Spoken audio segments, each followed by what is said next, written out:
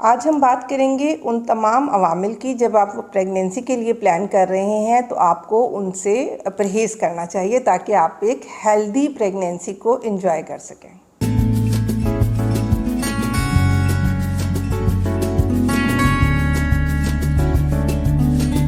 अस्सलामुअलैकुम, this is doctor Samina Taufiq from health with doctor Samina Taufiq YouTube channel.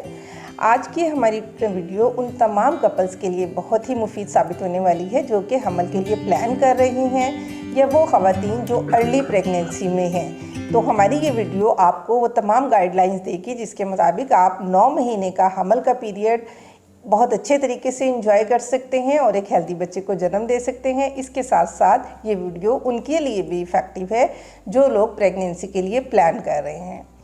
Newly married couples या वो couples जो एक बार जिनके पास बच्चा है और दोबारा वो प्रेगनेंसी के लिए प्लान कर रहे हैं, तो इस प्लानिंग में आपको हमेशा ये देखना चाहिए कि आप जब सोच रहे हैं कि आपकी फैमिली में एक नया मेंबर का इजाफा होगा, एक नई ज़िंदगी जन्म लेगी, तो आपको कुछ ऐसे अवामिल हैं जिनसे परहेज़ करना चाहिए ताकि आपका हमल सेहतमंद हमल हो और आपका पैदा होने वाला बच्चा एक सेहतमंद बच्चा हो और आपकी प्रेगनेंसी में कोई भी ऐसा मिसहैप ना हो, वक्त से पहले डिलीवरी ना हो, आपका ब्लड प्रेशर शुगर नॉर्मल रहे या कम वज़न का बच्चा ना पैदा हो। तो इसमें जो लोग प्रेगनेंसी के लिए ट्राई कर रहे हैं, सबसे पहले तो उनके लिए है कि आप अपनी एक्सरसाइज पर फोकस कीजिए। आपको चूज़ करना है, आपको सिलेक्ट करना है कि आपने हैवी एक्सरसाइज नहीं करनी, एग्रेसिव एक्सरसाइज नहीं करनी। आप रेगुलर वॉक कर सकते हैं, माइल्ड हल्की फुल्की वर्जिश कर सकते हैं या आप योगा कर सकते हैं ताकि आप किसी किस्म के नुकसान से बच सकें। हैवी एक्सरसाइजेज़ या एग्रेसिव एक्सरसाइजेज़ से आप अपने हमल को नुकसान पहुंचा सकते हैं।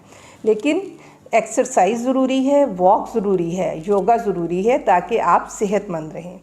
दूसरी इम्पॉर्टेंट चीज़ है आपके लिए कि आप अगर मर्दों में हम एडवाइस करेंगे कि हैवी मेटल एक्सपोजर कुछ इंडस्ट्रीज़ हैं, वहाँ पर अगर वो काम कर रहे हैं तो जब प्रेगनेंसी के लिए ट्राई कर रहे हैं तो हैवी मेटल एक्सपोजर को अवॉइड करना है, इससे बचना है।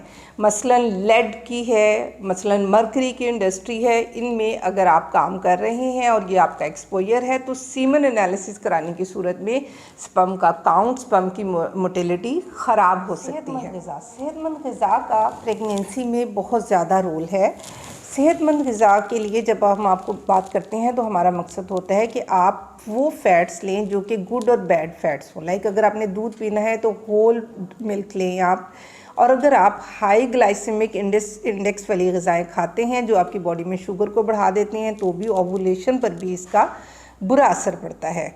इसके अलावा fried food, junk food, fast food जो आप लेते हैं, पिज़्ज़ा, शारमा, बर्गर या कार्बोनेटेड ड्रिंक्स, इससे भी ओवुलेशन पर भी बुरा असर पड़ता है और इसी तरह से स्पर्म्स की क्वालिटी और क्वांटिटी दोनों पर इसका बुरा असर पड़ता है। तो जब आप प्रेगनेंसी के लिए सोच रहे हैं तो आपको इन तमाम ग़िज़ाओं से परहेज़ करना है।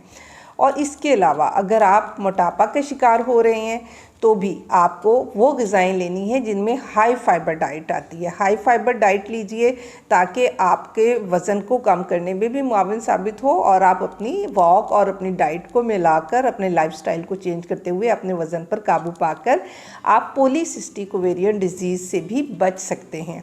इसी तरह से हम कुछ विटामिन्स एडवाइस करते हैं, जैसे मेल्स में हम कहते हैं आप जिंक ज़रूर लीजिए, आप विटामिन्स लीजिए, मिनरल्स लीजिए, मैग्नीशियम लीजिए। इससे स्पर्म्स की क्वांटिटी और क्वालिटी दोनों बेहतर हो जाती हैं। कुछ ग़िज़ाएँ भी ऐसी हैं जैसे आप फ्लैक्स सीड ले लें, बादाम ले लें, अखरोट ले लीजिए, आप सब्ज़ियाँ ले लीजिए, दालें ले लीजिए, आपकी तमाम मछली, आप सैल्मन फ़िश बहुत अच्छी है, इससे स्पर्म्स की क्वालिटी और मोटिलिटी दोनों बेहतर होती हैं। तो आप ऐसी ग़िज़ाएँ जो कि ऑर्गेनिक हैं वो आप ज़रूर लीजिए। सी फूड को अपने खाने में हफ्ते में 1 से 2 बार ज़रूर आप शामिल कर लीजिए, इससे फर्टिलिटी पर 40% बेहतर असर पड़ता है। लेकिन आपने वो फ़िश इस्तेमाल करनी है जो कोल्ड वाटर में है, लाइक सैल्मन फ़िश। इसके अलावा सबसे इम्पॉर्टेंट फैक्टर स्ट्रेस का है। स्ट्रेस को आपने मैनेज करना है, आपने सीखना है कि अपनी लाइफ में आप स्ट्रेस को किस तरह से मैनेज कर सकते हैं, क्योंकि कोई भी शख्स आज के दौर में स्ट्रेस से बचना मुश्किल है, लेकिन हम उससे मैनेज करना सीख सकते हैं।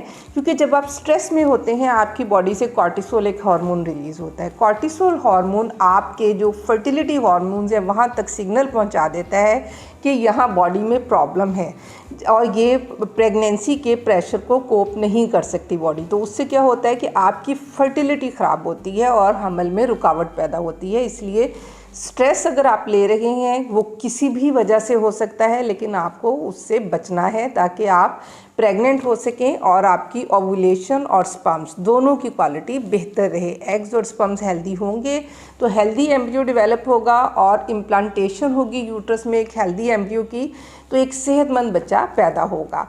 इसलिए स्ट्रेस मैनेज करना है, अपना ब्लड प्रेशर, अपनी शुगर, अपना थायराइड लेवल और अपना वेट, अपनी डाइट, अपना लाइफस्टाइल, इन सब पर आपको फोकस करना है।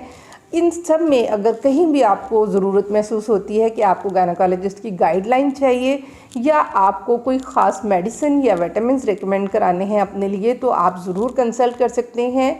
Last but not least, keep in mind, अपने जहन में रखिए कि खून की कमी भी हरगिज़ नहीं होनी चाहिए। खून की कमी के शिकार ख़वातीन को जब हमल होता है तो बच्चों का वज़न कम हो सकता है, वो एनीमिया का शिकार होती हैं और वक्त से पहले भी डिलीवरी हो सकती है। इसलिए आपको खुराक भी लेनी है जिससे आप अपने वज़न को बढ़ा सकें और इसके साथ साथ आपको आयरन सप्लीमेंट्स भी लेने हैं। अपना बहुत ख्याल रखिएगा। किसी भी प्रॉब्लम के सिलसिले में अगर आप कोई क्वेश्चन करना चाहें, कोई सवाल आपके माइंड में है, इसी वीडियो के कमेंट सेक्शन में आप हमसे वो सवाल कर सकते हैं, हम आपको उसका रिप्लाई करेंगे। अपना बहुत ख्याल रखिएगा। फ़ी अमान अल्लाह।